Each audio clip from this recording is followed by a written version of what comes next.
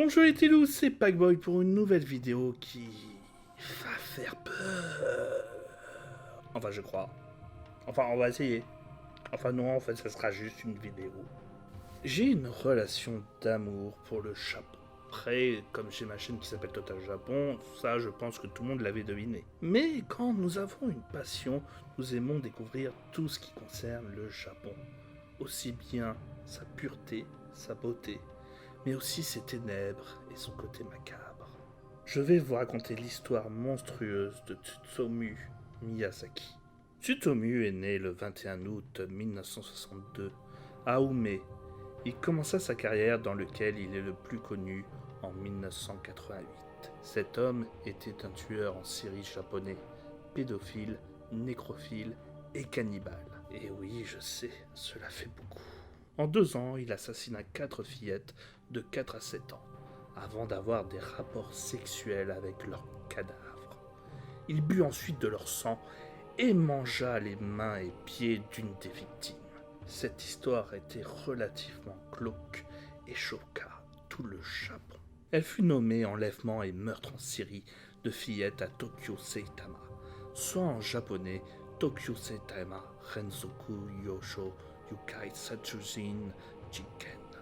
On l'arrêta le 23 juillet 1989 suite à une nouvelle tentative d'agression d'une fille dans un parc.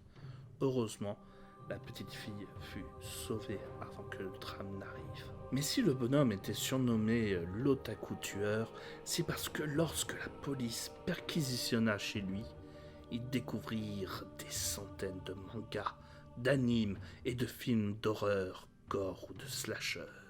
C'est comme ça que la presse le nomma pour désigner Tsutomu de par son logement complètement loufoque. Bien entendu, le bonhomme renforça l'image négative qu'avaient les Japonais pour les otaku. Des gens renfermés sur soi et qui ne devaient pas communiquer à l'extérieur, être rejetés de tous. C'est d'ailleurs après cette histoire, cette affaire totalement macabre, que l'image de l'otaku a été associée à tous les fans d'anime, de manga ou de jeux vidéo.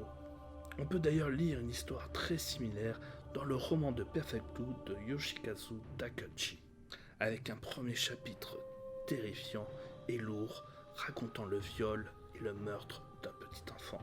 Débute alors son procès le 30 mars 1990, où il fut reconnu souffrant de schizophrénie aggravée, avec repliement sur soi, hallucination auditive, dédoublement de la personnalité. Mais malgré son analyse médicale, il fut condamné à mort car se rendant compte de la gravité de ses actes. Il fut donc tenu comme responsable. Il précisa même lors de son procès qu'il souhaitait être connu et qu'il voyait le tribunal comme un gala de théâtre. Il rajouta même qu'il semblait que l'ensemble n'était qu'un rêve dans lequel il était le personnage principal. Miyazaki fut condamné à mort en 1997, confirmé en 2001 par la Haute Cour de Tokyo, et c'est qu'en 2006 qu'il sera pendu à Tokyo à l'âge de 45 ans. Hélas, comme tout monstre terrifiant, à la suite de cette affaire, beaucoup de gens vont se fasciner pour cette personne, voire même devenir une sorte de nouveau gourou, et beaucoup de meurtriers vont polluer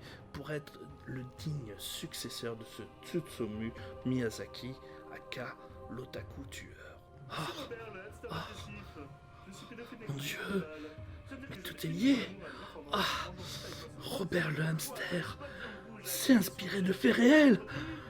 Alors pour être un petit peu plus sérieux, il faut reconnaître que moi je considère l'humour comme un exutoire face au monde réel.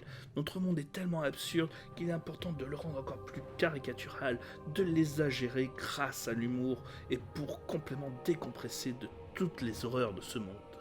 Hélas, quand je pensais avoir écrit Robert le hamster dépressif, je ne savais pas en tout point que ce personnage pouvait réellement exister. Je pensais avoir tellement exagéré sur le sujet que je ne pouvais penser que le monde me rattraperait aussi vite. L'humour permet d'exagérer des comportements, des actes, des souffrances pour mieux nous apaiser.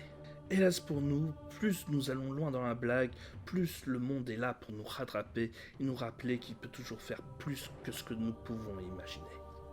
Alors prenez soin de vous, de ce monde fou et défiant, et faites attention à vous. Et je vous souhaite un bon Halloween.